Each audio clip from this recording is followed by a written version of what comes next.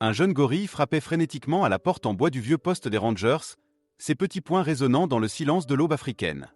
Les coups, rapides et affolés, brisaient la paix matinale de la savane où l'herbe verte s'étendait jusqu'aux acacias dispersés à l'horizon. Le vacarme était si insistant qu'il en devint inquiétant, il n'avait rien d'un jeu, mais tout d'un appel au secours. À l'intérieur, le ranger Ethan sursauta. En 30 ans de service, il avait appris que chaque son, chaque cri venu du bush portait un sens. Mais ce martèlement-là, rythmé, presque humain, glaça son sang. Il ouvrit la lourde porte, et ce qu'il vit le figea, le petit gorille se tenait sur le perron, haletant, les yeux brillants de larmes et de peur. Ses cris étaient aigus, déchirants, un mélange de panique et de douleur. Ethan sentit son instinct prendre le dessus sur toute prudence. Il se mit à genoux, ignorant le danger que représentait une rencontre aussi directe. D'un geste calme, il tendit la main, paume ouverte. Le jeune primate s'en empara aussitôt, serrant les doigts du ranger avec une force désespérée. De l'autre main, il désigna la savane d'un geste précis et tremblant. Son message, silencieux mais limpide, n'avait pas besoin de mots « Viens ». Le vétéran comprit qu'il risquait gros. Suivre un animal seul, sans signalement préalable, enfreignait toutes les règles. Mais l'urgence dans ses yeux bruns criait plus fort que le protocole. La ligne entre devoir et instinct venait de se brouiller. Il activa SA Radio, SA Voix vibrante de tension. Et ici Ethan. Situation imprévue. Je suis un jeune gorille vers la ceinture d'acacia. Approche non agressive. Renfort demandé. Delay, 20 minutes. Il savait pourtant que 20 minutes, c'était trop long. Le petit courait déjà, filant à travers les herbes basses, se retournant souvent pour vérifier que l'homme suivait toujours. Ethan se mit à sa suite, la respiration saccadée, le cœur battant au rythme du sol qu'il frappait de ses bottes. Le vent chaud soulevait la poussière et portait l'odeur de la pluie de la nuit. À mesure qu'ils approchaient des arbres, la lumière changeait, plus dure, plus lourde. La savane s'épaississait, et le silence devint pesant, presque hostile. Le petit ralentit, ses gestes se firent prudents. Ethan perçut alors un grondement sourd, venu de plus loin dans les collines. Soudain, il le vit. Une silhouette immense se détachait parmi les acacias, le père. Un silverback colossal, sa fourrure noire traversée d'une bande argentée, avançait d'un pas lourd. Sa présence seule emplissait l'espace. Chaque muscle de son corps vibrait d'inquiétude et de menaces contenues. Son regard, d'ordinaire calme, était à présent sauvage, agité. Quand il aperçut Ethan, il s'immobilisa, les narines dilatées. Le rugissement qui suivit fit vibrer le sol. Profond, guttural, il résonna dans la poitrine du ranger comme un avertissement venu des origines du monde. Isen sentit SA Gorge SE Serra. Son entraînement criait qu'il devait reculer, appeler du renfort, attendre. Mais une autre voix, plus ancienne, plus instinctive, lui murmurait de rester. Il s'abaissa lentement, évitant le regard du mâle, les épaules rentrées, posture d'humilité et de respect. Il ne voulait pas défier, seulement comprendre. Le père s'arrêta net, immobile comme une statue. L'air vibrait d'une tension brute, prête à éclater. Et c'est le petit gorille qui rompit le sort. Il retourna vers Ethan, ignorant le danger, s'agrippant à sa jambe et tirant de toutes ses forces, comme pour le forcer à avancer. Son petit corps tremblait, mais il persistait, certain que cet homme devait voir ce qu'il essayait de montrer. Ethan ferma les yeux une seconde. Il savait qu'il plaçait sa vie entre les mains d'un animal sauvage, d'un enfant. Puis il inspira profondément et suivit. Le silverback n'a bougé à pas. Il suivait leurs mouvements, prêt à bondir, mais son regard avait changé, moins de menaces, plus d'attente. Il semblait comprendre qu'il ne s'agissait pas d'une intrusion, mais d'une aide. Guidé par le petit, Ethan franchit la lisière des acacias. L'air y était plus frais, saturé d'humidité. Une odeur de terre et de mousse trahissait un glissement de terrain récent. Le sol, encore détrempé, collait à ses bottes. Le petit avança droit vers un amas de rochers, le cœur battant à tout rompre. Puis il s'arrêta net et poussa un cri perçant. Ethan accéléra. Ce qu'il découvrit le glaça. Sous un grand bloc de pierre effondré, une femelle gorille gisait, la respiration courte, le bras pris dans une fente du rocher.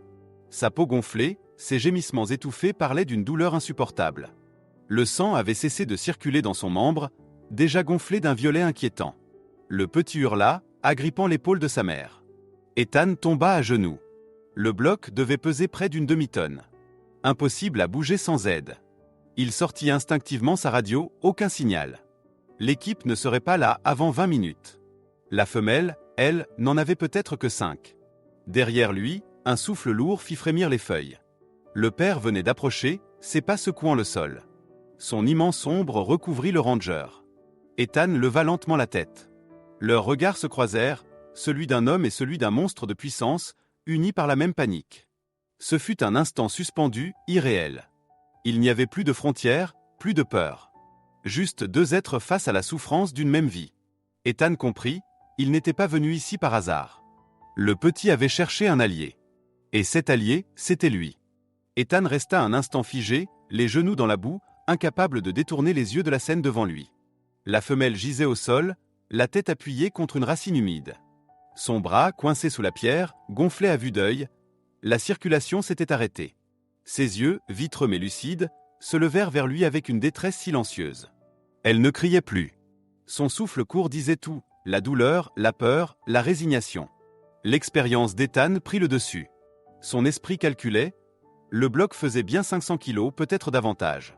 Même avec 3 hommes et un levier, la tâche serait presque impossible.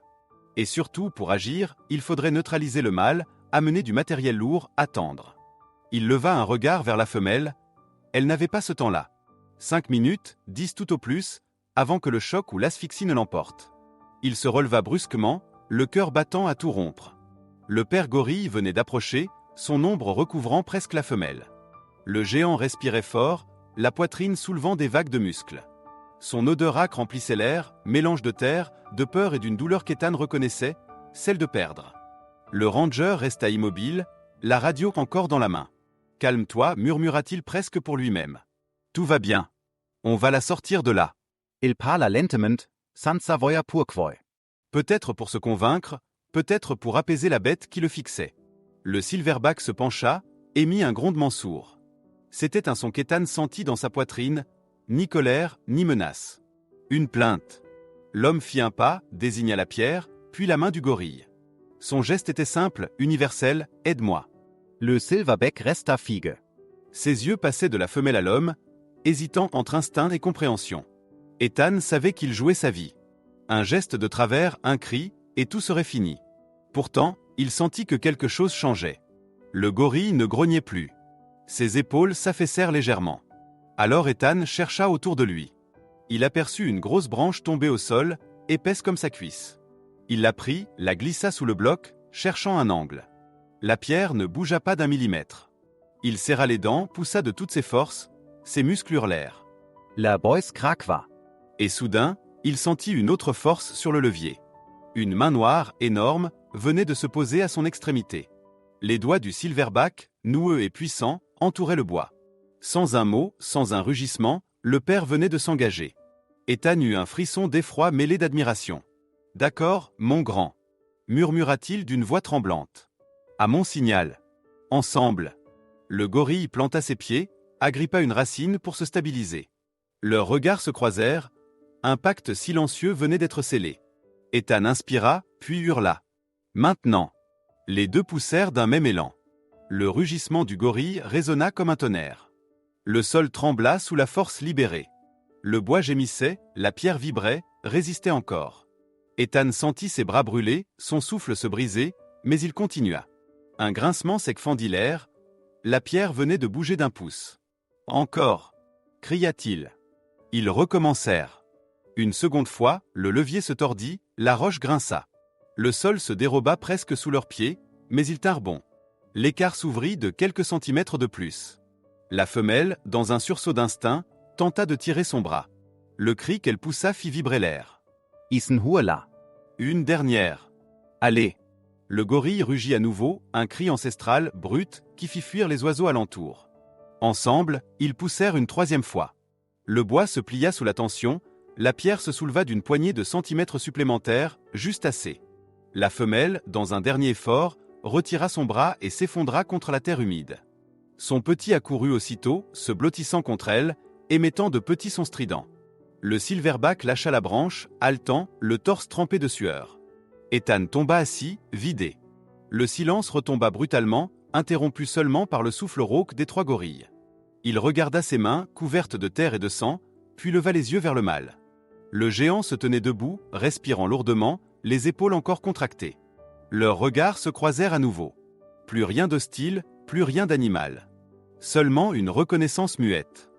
Un respect pur. Ethan murmura, la voix brisée. « Merci, vieux frère. » Le gorille répondit par un son grave, doux, presque humain. Puis il se tourna vers la femelle, la frôla du bout des doigts, comme pour s'assurer qu'elle respirait encore. Isen observa la scène, incapable de bouger. Ce qu'il venait de vivre dépassait tout ce qu'il avait imaginé de la nature. L'homme et la bête venaient, l'espace d'un instant, de parler le même langage. Celui de la vie. Au loin, le bruit des hélices d'un hélicoptère commençait à se faire entendre. Les renforts arrivaient. Mais pour Ethan, le miracle avait déjà eu lieu. Le silence qui suivit l'effort fut presque irréel. Plus de cris, plus de rugissements, plus de fracas de pierres. Seulement le souffle lent, brisé, des survivants. Ethan resta immobile, assis dans la boue, incapable de reprendre ses esprits. Autour de lui, tout semblait suspendu. L'air, les feuilles, la lumière filtrant à travers les acacias. Le monde venait de se figer pour contempler l'impossible. Le père gorille demeurait debout, la poitrine haletante, les muscles de ses bras encore tendus. Ses mains massives, couvertes de poussière et de sang, tremblaient légèrement sous l'effort. Il regardait tour à tour la femelle et l'homme, son regard oscillant entre vigilance et épuisement. À ses pieds, le petit, tremblant d'émotion, serrait sa mère blessée contre lui, murmurant de petits sons apaisants, comme des mots dans une langue perdue. Ethan sentait son cœur cogner violemment dans sa poitrine. Ses mains tremblaient encore du combat qu'il venait de livrer contre la pierre. Son souffle saccadé se mêlait à celui du gorille. Deux rythmes, deux espèces, un même battement. Il leva lentement les yeux. Le silverback le fixait. Ce regard, profond, noir, insondable, le cloua sur place. Ce n'était plus un animal qui se tenait devant lui, mais une présence. Une force antique, consciente, vivante. Leurs regards s'accrochèrent, et dans cette fraction de seconde, Ethan sut qu'aucun mot, aucune théorie, aucune barrière ne pouvait traduire ce qu'il venait de partager. Le gorille fit un pas vers lui. Isen sentit son instinct hurla, mais il resta immobile. Le géant s'approcha, sa respiration emplissant l'air d'un souffle chaud et lourd. Puis, à sa surprise, il tendit légèrement la main, effleurant du bout des doigts la manche de l'homme encore couverte de boue. Un simple contact, mais porteur de tout, gratitude, reconnaissance, respect. Ethan sentit ses yeux se remplir de larmes. « On l'a fait » murmura-t-il d'une voix rauque. « On l'a sauvé, toi et moi. » Le gorille poussa un grondement sourd, ni menaçant, ni plaintif, une sorte de murmure profond, presque un mot dans un langage oublié. Il tourna la tête vers la femelle, qui respirait faiblement mais semblait consciente. Sa main immense glissa sur son dos avec une infinie douceur, comme une caresse. Puis il se redressa lentement, dominant à nouveau tout l'espace. Le petit, blotti contre sa mère, leva les yeux vers son père et poussa un cri aigu. Le silverback répondit par un son bref, un ton rassurant. Le calme s'installa. Ethan, encore à genoux, observait cette famille avec une fascination mêlée d'humilité. La peur, la tension, la distance entre leurs mondes, tout avait disparu. Il n'y avait plus que cette réalité nue, un père, une mère, un enfant. Et lui, témoin d'un miracle de confiance. Un bruit lointain finit par briser le silence. Le craquement de branches, puis le souffle régulier d'un moteur. L'équipe de secours arrivait enfin. Ethan prit sa radio, d'une voix tremblante. Et ici Ethan. Mère localisée, blessée au bras, mais vivante. Aucune hostilité. Approche lente et prudente. Répétée, prudente. Il se tourna à nouveau vers le silverback. Le géant, lui, avait déjà entendu. Ses narines frémissaient. Il fixait la direction du bruit, méfiant, prêt à défendre les siens. Ethan leva les mains, doucement, paumes ouvertes. Tout va bien.